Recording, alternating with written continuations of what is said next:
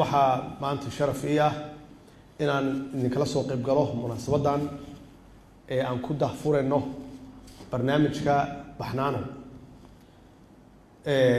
ilaahay baa mahad iska leh horta oo na khalqay oo halkan noo suurtageliyay inaan soo imaano.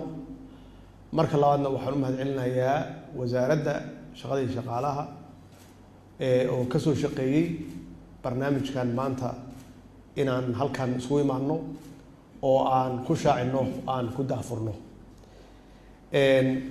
xaalad adag iyo dalkeena ku jira waa wada ognahay mar walbana inaan ku celcelino oo aan soo helno fursad xaaladda caafimaad ee noo keentay cudurkan la yiraahdo COVID-19 ama caabuqa coronavirus loo yaqaano oo runtii xadiday dadku inay isu yimaadaan oo markay isu yimaadaan sidaan u kala fogaadaan.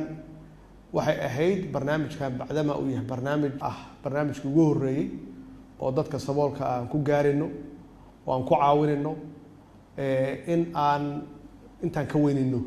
sababta noo suurtagelin weydo waxay tahay oo naxadiday oo runtii naxanibtay oo noo diiday inaan bulshada la wadaagno dad badan aan u yeerno si aan ugu macnayno barnaamijkan iyo marxaladii uu soo maray.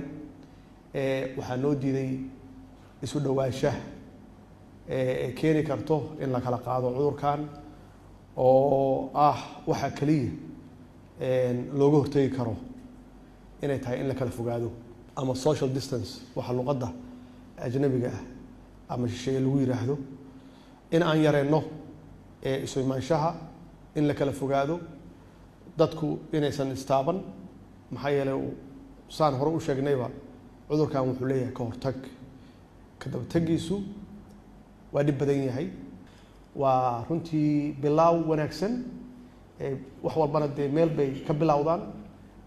inaan nasiib u wada yeelanay idinkuna aad runtii ka shaqayseen inay hirgasho markii ugu horeysay ay dowladdu haba yaraataba ay gaarsiiso shacabkeeda dadkeeda saboolka waxay awoodo inay gaarsiiso bil Ramadaan ay hadda ay bilaabanayso mar dhow iyo xaaladan COVID-19 ay keentay oo dad badan laga yaabo quutriyoonkoodii iyo noloshoodii inay dhintay. in dowladdu ay u gargaarto ay kaalmo gaarsiiso runtii waxaan oran karaa waa horumar aan gaarnay. waxaan aaminsanahay marka haddii intaas aan ku sii darno waxaa laga yaabaa ama intaas aan ugu sii dhawaano waxaa laga yaabaa intaas iyo in ka badan awoodeen inay tahay aan gaari karno. waa mar kale waa idin mahad celinayaa shaqada wanaagsan aad qabateen ummadda aad u qabateen oo in aan daryeelno dadkeena, inaan shacabkeena daryeelno mar walbana in madaxa nooga jirto ama maskaxda inooga jirto.